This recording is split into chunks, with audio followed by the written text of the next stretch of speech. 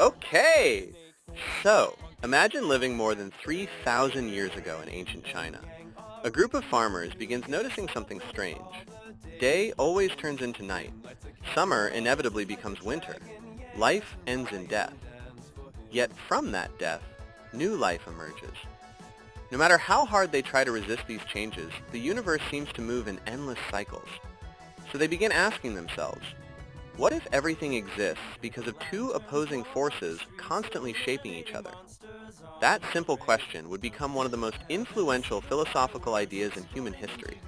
It didn't begin as a symbol. It wasn't even a fully developed philosophy yet.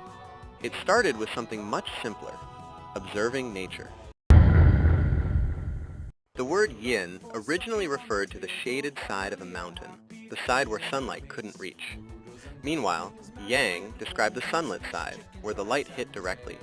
There was no concept of good versus evil, only shade and light.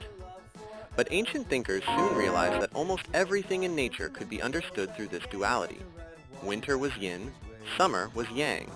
The moon was yin, the sun was yang. The feminine was yin, the masculine was yang. Stillness was yin, movement was yang.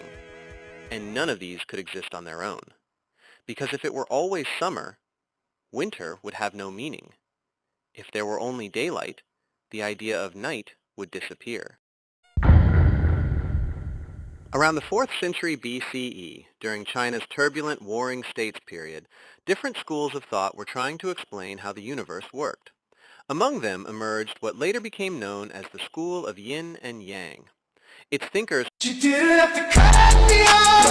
combined astronomy, careful observation of nature, and philosophy in an attempt to uncover the hidden patterns governing reality. Not long afterward, these ideas became deeply connected to a philosophy that would shape Chinese civilization for centuries, Taoism. According to Taoist philosophy, the universe follows a natural path known as the Tao.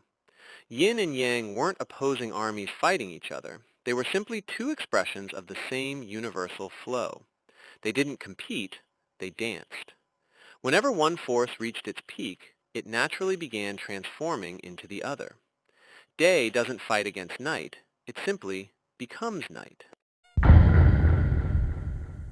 Here's something many people don't know. The famous black and white circle didn't exist from the beginning.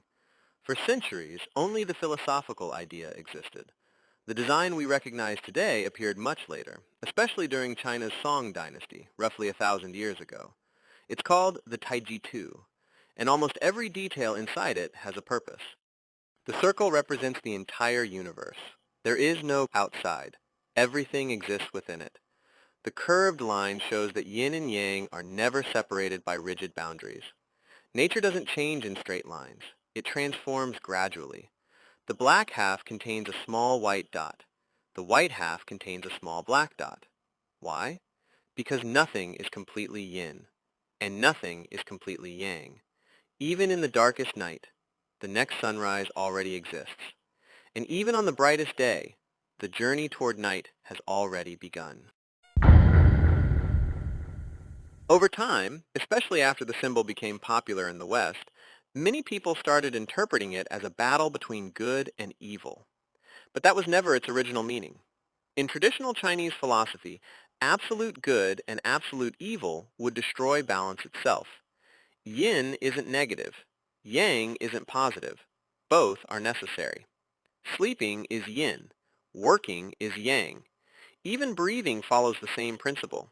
You inhale, you exhale. If you could only do one, you wouldn't survive. Maybe that's why the yin-yang symbol continues to fascinate people thousands of years later. It doesn't divide the world into heroes and villains. Instead, it reminds us that opposites aren't always enemies. Very often, they are exactly what allows each other to exist. And according to this ancient Chinese philosophy, the universe doesn't move forward because one force defeats the other. It moves because both are constantly transforming into one another, maintaining a balance that is never truly still.